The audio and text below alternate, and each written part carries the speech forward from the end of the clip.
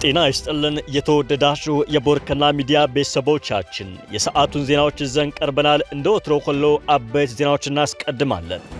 አሜሪካ የኢትዮጵያን ወደ ቀይ ባህር መግባት እንደምትደግፍ ገለጸች። አሜሪካ የኢትዮጵያ ወደ ቀይ ባህር መግባት እንደምትደግፍ የሀገሪቱ ጦር የአፍሪካ እዝ አዛዥ ጀነራል መግለጻቸውን ከመከላከያ ሰራዊት የወጣው መረጃ ያመለክታል።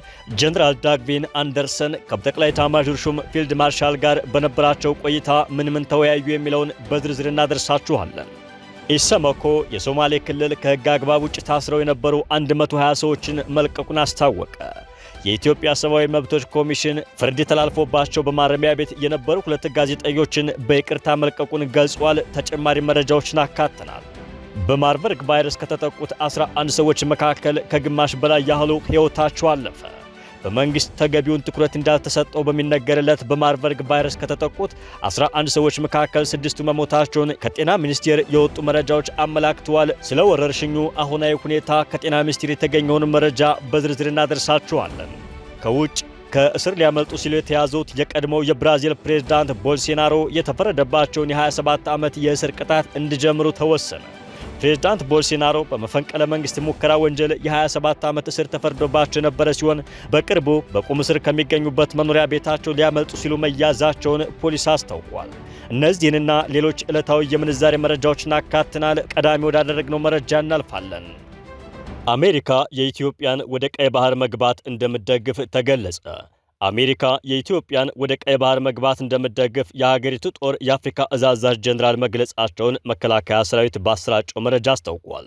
ከጠቅላይ ሚኒስትር አብይ አህመድ ጋር በቀጠናዊ ጉዳዮች ላይ ውይይት ያደረጉት የአሜሪካ የአፍሪካ እዝ አዛዥ ጀነራል ዳግቪን አንደርሰን ከመከላከያ ጠቅላይ ኤታማዦር ሹም ፊልድ ማርሻል ብርሃኑ ጁላ ጋር ተነጋግረዋል።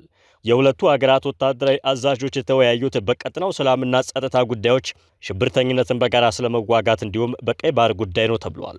የአሜሪካው ጀነራል ከብርሃኑ ጁላ ጋር በነበራቸው ውይይት ከኢትዮጵያ የባህር በር ጥያቄ ጋር በተያያዘ በቀጠናው ስለተፈጠረው ውጥረት ትኩረት የሰጠ መሆኑን ተጠቁሟል።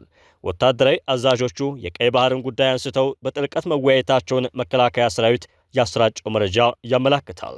ፊልድ ማርሻል ብርሃኑ ጁላ የአሜሪካ ወታደራዊ አዛዦች ልዑካን ቡድንን ተቀብለው ባነጋገሩበት ወቅት ኢትዮጵያ ቀይ ባህር ላይ ያላትን ፍላጎት አስረድተዋል ተብሏል። ብርሃኑ የኢትዮጵያ የባህር በር ፍላጎት ለሰላማዊ ዓላማዎችና ኢኮኖሚዋን ለመገንባት የሚውል መሆኑን ለአሜሪካ ወታደራዊ የአፍሪካ እዝ አዛዥ ማስረዳታቸው ተገልጸዋል። ኢትዮጵያ የባህር ላይ ጥቅሞቿን የምታስከብረው በውይይትና በትብብር ላይ በተመሰረተ የጋራ መግባባት ላይ መሆኑን ገልጸዋል ተብሏል። ይሁን እንጂ ፊልድ ማርሻሉ በቅርቡ በጉዳዩ ላይ በሰጡት ማብራሪያ የኃይል አማራጮችን ጨምሮ በባሌም በቦሌም የባህር በር እናገኛለን ማለታቸው ይታወሳል። መከላከያ ስለ ውይይቱ ባሰራጨው መረጃ የአሜሪካ የአፍሪካ እዝ አዛዥ ጀነራል አንደርሰን ኢትዮጵያ በሰላማዊ መንገድ የባህር በር የማግኘት ጥረቷን እንደሚደግፉ መግለጻቸውን አመላክተዋል። መከላከያ ባሰራጨው በዚሁ መረጃው ኢትዮጵያ የቀይ ባህር በርን ካገኘች ለቀጠናው ሰላም የበለጠ ጉልህ አስተዋጽኦ ታደርጋለች ብለው እንደሚያምኑ መናገራቸው ተጠቁሟል። የአሜሪካ ጦር የአፍሪካ እዝ አዛዥ ጀነራል ዳግቪን አንደርሰን ትላንት ህዳር 16 ቀን 2018 ዓ.ም ከጠቅላይ ሚኒስትር አብይ አህመድ ጋር መወያየታቸውን ቦርከና መዘገቡ ይታወሳል። አሜሪካ የጦሯን የአፍሪካ እዝ አዛዥ ወደ አዲስ አበባ የላከችው ጠቅላይ ሚኒስትር አብይ አህመድ ከኤርትራ ጋር የአደራድሩን ጥያቄ ባቀረቡ በአንድ ወር ገደማ ልዩነት ነው። በኢትዮጵያና በኤርትራ መካከል የጦርነት ደመና ባረበበበት ወቅት የአሜሪካው ጀነራል ወደ አዲስ አበባ ማቅናት በቀጥታ ከጉዳዩ ጋር የተገናኘ መሆኑ እየተገለጸ ነው። አሜሪካ ወደ አዲስ አበባ የላከቻቸው ወታደራዊ አዛዦች በቀጠና ያንዣበበውን ጦርነት ለማስቀረት ያለመ መሆኑን ከጠቅላይ ሚኒስትሩና ከጦር ኃይሎች ኤታማዦር ሹሙ ጋር ያደረጉት ውይይት ያመለክታል። የአሜሪካ ወታደራዊ ልዑክ ከጠቅላይ ሚኒስትር አብይ አህመድና ከፊልድ ማርሻል ብርሃኑ ጁላ ጋር ባደረጉት ውይይት ለቀጠናዊ ሰላምና ደህንነት ትኩረት ሰጥተዋል። አሜሪካ ከዲፕሎማቶች ይልቅ የጦር ጀነራሎችን ከሀገራት መሪዎች ጋር እንዲወያዩ ከሰየመች ጠንከር ያለ ነገር እንዳለ አመላካች ተደርጎ ይወሰዳል። የአሜሪካው ፕሬዝዳንት ዶናልድ ጄ ትራምፕ በቅርቡ የአፍሪካና አረብ አማካሪያቸውን ወደ ኢትዮጵያ መላካቸው ይታወሳል። ትራምፕ ኢትዮጵያ ከጎረቤቶቿ ጋር ውጥረት ውስጥ ከመግባት እንድትቆጠብና ለውይይት ቅድሚያ እንዲሰጥ እንደሚፈልጉ አማካሪው ማሳድ ብሎስ ከጠቅላይ ሚኒስትር አብይ አህመድ ጋር ባደረጉት ውይይት መግለጻቸው አይዘነጋም። ኢሰመኮ የሶማሌ ክልል ከህግ አግባብ ውጭ ታስረው የነበሩ 121 ሰዎችን መልቀቁን አስታወቀ። የኢትዮጵያ ሰብአዊ መብቶች ኮሚሽን ኢሰመኮ በሶማሌ ክልል ፍርድ ተላልፎባቸው በማረሚያ ቤቶች የነበሩ 2 ጋዜጠኞችን በይቅርታ መልቀቁን ገልጿል። ኢሰመኮ ትናንት ማክሰኞ ህዳር 16 ቀን 2018 ዓ.ም ምሽት ላይ ባወጣው መግለጫ የሶማሌ ክልላዊ መንግስት የተራዘመ የቅድመ ክስ እስራትን በማስቀረት የተፋጠነ ፍትህን ማግኘትና በስር ላይ ያሉ ሰዎችን አያያዝን በተመለከተ ለረጅም ጊዜ የዘለቁ ስጋቶችን ለመፍታት ተግባራዊ እርምጃዎችን መውሰድ መጀመሩን ማረጋገጥ ችያለሁ ብለዋል። እነዚህ እርምጃዎች የተወሰዱት ኮሚሽኑ በክልሉ ካደረገው ጉብኝትና የክልሉን ርዕሰ መስተዳደር ሙስጠፌ መሐመድ በተገኙበት ከክልሉ ባለስልጣናት ጋር ጥቅምት 10 ቀን 2018 ዓ.ም ያደረገውን ውይይት ተከትሎ መሆኑን ጠቁሟል። ኢሰመኮ በውይይቱ በሶማሌ ክልል ውስጥ አበረታች ማሻሻያ እርምጃዎች መኖራቸውን ገልጸዋል። ከነዚህ መካከል በፖሊስ ጣቢያዎችና በማረሚያ ቤቶች ውስጥ የነበሩ ድብደባዎችና ስርዓታዊ ጥቃቶች መቆማቸው፣ ከሌሎች ክልሎች ጋር ሲነጻጸር የእስረኞች የዕለት ወጪ መጨመር፣ የተፈናቀሉ ሰዎችን ወደ ቀያቸው ለመመለስና መልሶ ለማቋቋም እየተደረጉ ያሉ ጥረቶች እንዲሁም የሽግግር ፍትህን ተግባራዊ ለማድረግ የተወሰዱ የመጀመሪያ እርምጃዎች ይገኙበታል ነው ያለው። ሆኖም ኮሚሽኑ አፋጣኝ ትኩረት የሚሹ ያልተፈቱ ጉዳዮች ብሎ በገለጻቸው ላይ ስጋቱን አንጸባርቋል። እነዚህም በፋፈንና በጃራር ዞኖች አዋሳኝ በሆነው በደዋሌ አካባቢ ግጭቶች ጋር በተያያዘ ለተፈጸሙ የሰብአዊ መብት ጥሰቶች ተጠያቂነትን ማረጋገጥ፣ ጉዳት የደረሰባቸውን ተጎጂዎች መልሶ ማቋቋም፣ ለታሳሪዎች የሚደረገውን አያያዝ ማሻሻልና ፍትህን የማግኘት እድላቸውን ማስፋት እንዲሁም ክስ ሳይመሰረት ለረጅም ጊዜ መታሰርን በተመለከተ ያሉትን ችግሮች መፍታትን ያካትታል።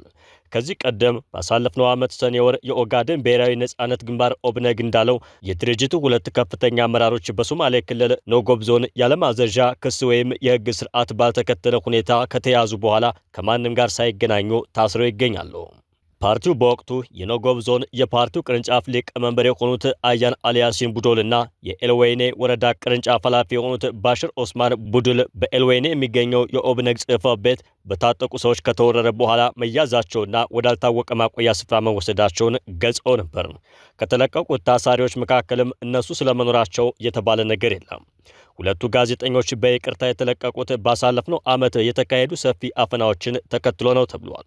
የዓለም አቀፉ የጋዜጠኞች መብት ተሟጋች ኮሚቴ ሲፒጄ ሪፖርት እንደሚያመላክተው ከሆነ የሚዲያ ህግ ማሻሻያው በፓርላማ ከጸደቀ በኋላ በግንቦት ወር ብቻ ቢያንስ 7 ጋዜጠኞች በሀገር አቀፍ ደረጃ ኢትዮጵያ ውስጥ ታስረዋል ብለዋል። ሲፒጄ ማሻሻያው በ2021 በሚዲያ ህግ የተሰጡ ጥበቃዎችን የሚቀለብስና በኢትዮጵያ መገናኛ ብዙሃን ባለስልጣን ላይ የመንግስትን ቁጥጥር የሚጨምር ነው ብለዋል። በወቅቱ ከታሰሩት መካከል በሚያዝያ ወር ውስጥ የጅጅጋ ቴሌቪዥን ኔትወርክ መስራች አህመድ አውጋ ይገኝበታል። አህመድ እስር ቤት የገባው የ16 ዓመት ልጃቸው ሻፊኢ አብዱልከሪም አሊ በፖሊስ ድብደባ በደረሰበት ጉዳት እንደሞተባቸው ከገለጹ አንድ አባት ጋር ቃለ መጠይቅ ካደረገ በኋላ ነው። እኒሁ አባት በቃለ መጠይቁ ወቅት ፍትህ እንዲሰጣቸው ጠይቀው አንድ የፖሊስ መኮንን ታዳጊ ልጅን ጭንቅላቱን ረገጠው ብለዋል። ልጁም ከዛ በኋላ ሆስፒታል ገብቶ ህይወቱ አልፏል ሲሉ ተናግረዋል። የሶማሌ ክልል ፖሊስ አዛዥ አብዲ አሊ ሲያድ በወቅቱ ለቀረበው ክስ ምላሽ ሲሰጡ ልጁ እንዲሁ ሙቷል፣ ተጠያቂ የሚሆን ማንም ሰው የለም ብለዋል። ኢሰመኮ የክልሉ ፕሬዝዳንት የሆኑት አቶ ሙስጠፌ መሐመድ ኮሚሽኑ ያነሳቸውን ስጋቶች በአዎንታዊ መልኩ እንደተመለከቱትና የተራዘመ የቅድመ ክስ ስርዓትን ለማስቀረት እንዲሁም የፍትህ ሂደቶችን ለማፋጠን ክልላዊ መንግስቱ በትኩረት እንደሚሰራ ቃል ገብተዋል ሲል ጠቅሰዋል። እንዲሁም ክልሉ በሽግግር ፍትህና ሰብአዊ መብቶች ግንዛቤ ላይ ከኢሰመኮ ጋር ትብብሩን እንደሚቀጥል ገልጸው ከጎረቤት ክልሎች ጋር በሚዋሰኑ የድንበር አካባቢዎች ጭምር ተጨማሪ ጥሰቶችን ለመከላከል እርምጃዎች እየተወሰዱ መሆኑን ተናግረዋል። የኢትዮጵያ ሰብአዊ መብቶች ኮሚሽን ዋና ኮሚሽነር ብርሃኑ አዴሎ በክልሉ የተወሰዱትን አበረታች እርምጃዎች አድንቀው ይህ እርምጃ በሌሎች ክልሎችም ሊደገም ይገባል ብለዋል። የሶማሌ ክልል መንግስት የቀሩትን የሰብአዊ መብቶች ጉዳዮች ለመፍታት ጥረቱን እንዲቀጥል አበረታተዋል። በተጨማሪም ኮሚሽኑ በኢትዮጵያ ያለውን የሰብአዊ መብቶች ሁኔታ ለማሻሻል በክልል ደረጃ የሚቀርቡ ምክረ ሀሳቦች አፈጻጸም ላይ የሚያደርገውን ክትትልና የሰብአዊ መብቶች ውትወታ አጠናክሮ እንደሚቀጥልም ማረጋገጫ ሰጥተዋል ተብለዋል። በማርበርግ ቫይረስ ከተጠቁ 11 ሰዎች መካከል ከግማሽ በላይ ያህሉ ሕይወታቸው አለፈ። በመንግስት ተገቢውን ትኩረት እንዳልተሰጠው በሚነገርለት በማርበርግ ቫይረስ ከተጠቁት 11 ሰዎች መካከል 6ቱ መሞታቸውን የጤና ሚኒስቴር አስታውቋል። የጤና ሚኒስቴር የማርበርግ ቫይረስ ወቅታዊ ሁኔታን በሚመለከት ዛሬ በሰጠው መግለጫ በቫይረሱ ከተጠቁ ሰዎች መካከል ከግማሽ በላይ መሞታቸውን አረጋግጧል። መግለጫውን የሰጡት የጤና ሚኒስትር ዶክተር መቅደስ ዳባ ቫይረሱ ከተከሰተበት ጊዜ ጀምሮ እስከ ዛሬ ድረስ 73 ላቦራቶሪ ተሰርቶ በ11 ግለሰቦች ላይ ቫይረሱ ተገኝቶባቸዋል ብለዋል። ቫይረሱ ከተገኘባቸው 11 ሰዎች መካከል የ6ቱ ሕይወት ማለፉን የገለጹት ሚኒስትሯ 5 ሰዎች ደግሞ በሕክምና ላይ እንደሚገኙ አስታውቀዋል። በሕክምና ላይ ከሚገኙ የቫይረሱ ተጠቂዎች መካከል ደግሞ አንዱ በጽኑ ሕመም ላይ እንደሚገኝ ሚኒስትሯ ገልጸዋል። በበሽታው ከተያዙ ሰዎች ጋር ንክኪ ያላቸው ተብለው የተጠረጠሩ 349 ሰዎች ተለይተው ክትትል ሲደረግ መቆየቱ የተገለጸ ሲሆን 119 ከክትትል ወጥተዋል ተብሏል። ምልክት ከታየባቸው ሰዎች ጋር ንክኪ ሲኖር ራስን መለየት፣ እጅን በሳሙና መታጠብና ሌሎች የጥንቃቄ ስራዎችን መስራት ከማህበረሰቡ እንደሚጠበቅ ሚኒስትሩ አሳስበዋል። በቫይረሱ ከተጠቁ ሰዎች መካከል ከግማሽ በላይ ሕይወታቸው ማለፉ የበሽታውን አደገኛ ገዳይነት የሚያረጋግጥ መሆኑ እየተገለጸ ነው። ከገዳይነቱ አንጻር መንግስት ለቫይረሱ የሰጠው ትኩረት አናሳ ነው የሚል ቅሬታ ከጤና ባለሙያዎች ጭምር እየተሰማ ቢሆንም በየቀኑ የሚደረገው ምርመራ በቁጥር ከ10 ሰዎች እየዘለለ አልሆነም። ቫይረሱ ከተከሰተበት ጅንካ ከተማ በተጨማሪ በሌሎች የተለያዩ የደቡብ ኢትዮጵያ አካባቢዎች እየተስፋፋ መሆኑን የሚያመላክቱ መረጃዎች እየወጡ ነው። ለመጀመሪያ ጊዜ በተከሰተበት ከደቡብ ኢትዮጵያ አልፎም በኦሮሚያ ክልል አርሲና አዲስ አበባ ከተማ ውስጥ በቫይረሱ የተጠረጠሩ ሰዎች መገኘታቸው ተነግረዋል። በተለይ በኦሮሚያ ክልል አርሲ በዚሁ ገዳይ ቫይረስ ተይዘዋል ተብለው የተጠረጠሩ ከ10 በላይ ሰዎች መሞታቸው ይታወሳል።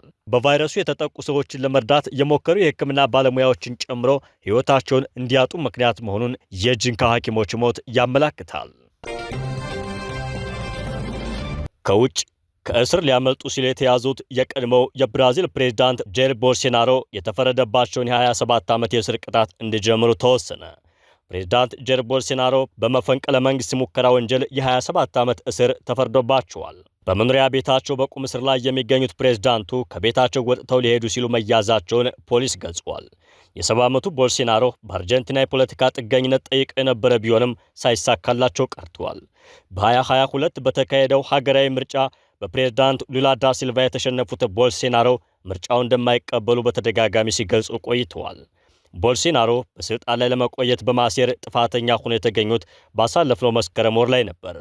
የብራዚል ከፍተኛው ፍርድ ቤት የቀድሞ ፕሬዝዳንት ጄር ቦልሶናሮ ምርጫ ከተሸነፉ በኋላ መፈንቅለ መንግሥት ለማካሄድ በማሴር ጥፋተኛ ሆነው በመገኘታቸው የተጣለባቸውን የ27 ዓመት ከ3 ወር እስር እንዲጀምሩ ወስኖባቸዋል ነው የተባለው። የቦልሶናሮን ጉዳይ የያዙት ዳኛ አሌክሳንደር ዴሞስ ማክሰኞ ዕለት ጉዳዩ የመጨረሻ ውሳኔ ላይ መድረሱንና ምንም ተጨማሪ ይግባኝ ሊቀርብ እንደማይችል ብይን ሰጥተዋል።